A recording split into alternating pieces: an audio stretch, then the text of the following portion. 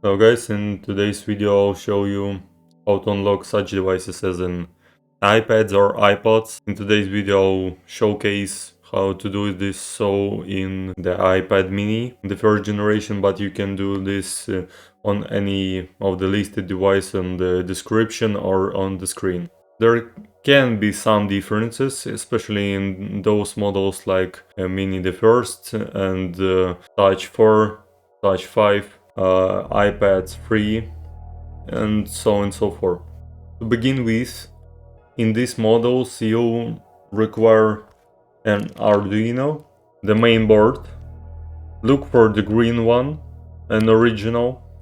It can cost around 25 euros. Also you need USB host shield and diode light, but it's not necessary, just so you know the process completes successfully, so you need to know the light is blinking. What is the most necessary is an USB cable. To be precise, it's a USB Type B. The one end we will connect to the main Arduino board and the second to our Mac PC. Also, the second requirement for us is macOS PC.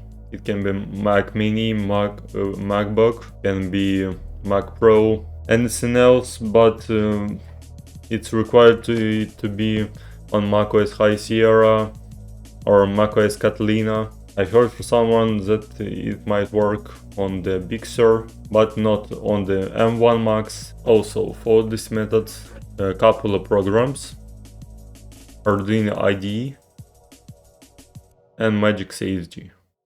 So the first move in our guide is to put the iPad mini in the DFU mode. To do so, you connect the regular USB cable into your PC. It can be even the charger. Then press the top button and the home button until the Apple disappears. Okay, just keep holding the home button. And I think we're done. Now you can open an iTunes. Okay, we'll put our device into the DFU mode, and to check if everything went okay, I'll just connect it to Windows PC using Trio Tools. The iDevice is connected in the regular DFU mode, but we're not done yet. We need to connect it to the Mac PC. You'll need to open the Sliver app with the 752 icon, then click on RAM disk iCloud iBEC, A5 devices, select our model, and here only one button will be needed for us, so it's CPID. Okay, CPID is 8942. Great. The next, I'll put the link down in the description for the needed files in the Arduino. You open the Arduino, then load up a file named Checkmate A5 It's great. So put there our CPID that we obtained through the Sliver app. In our case it will be 8942. Then to load up the needed firmware to the Arduino, we'll use the USB Type B cable connected to the Mac PC or the Windows PC. I think it's not a problem to load up firmware from the PC. Okay, you'll see some nice green lights, meaning it's working okay. Just to be sure, install the drivers for the Arduino, then select Arduino Uno. It must be original, the Chinese one won't work in most of the cases. Select the port. In the macOS it will be like USB modem and the name of the Arduino next to it. After we did so, click on the upload button. Wait till it's compiling some time. Okay, fine. Arduino will blink with red or orange lights, and then it will stop.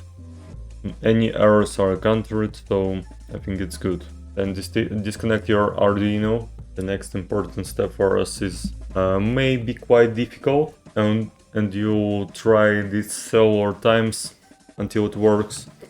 Just connect your iPad to the Arduino into the USB, then plug your Arduino into the power using the type cable. You can plug it into the same Mac or the PC. Okay, we'll see the lights blinking 3 times, and it shows us very nice solid white light. Okay, wait some time, maybe 10 to 50 seconds. Okay, the next step will be connecting our iPad back to the Mac PC. Open up Purple Sliver, iPad, then select iPad mini first. Load iBSS. Okay, iBSS sent successfully. Load iBEC. Okay, now the important stuff to do. Disconnect device. 1, 2, 3, 4, 5. Reconnect. Click OK. Click Go Purple. Okay, super. It did work. The last step, for which you will need the magic CFG.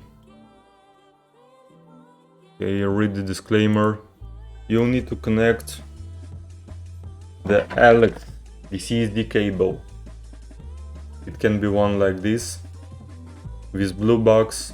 It can be with red box, but the one with blue box requires some drivers, but it comes cheaper. So just use this in today's video. Connect the Magico cable. Connect the iPad. Click on the refresh button near the select ports.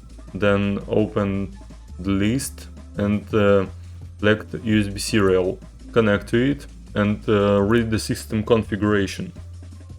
Then you will see some different numbers which is written onto your NAND in the iPad mini, such as serial number, Wi-Fi address, Bluetooth address, color, battery serial, region of the sales, but you need to change only 3 fields.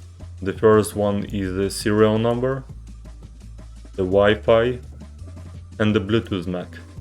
You'll just click on write 3 times. When you put the serials into the fields, you can obtain those from the AliExpress sellers. You'll need to click factory reset device. Okay, click on yes, erase my device. Super cool. Then just reboot iDevice. Your screen will go blank.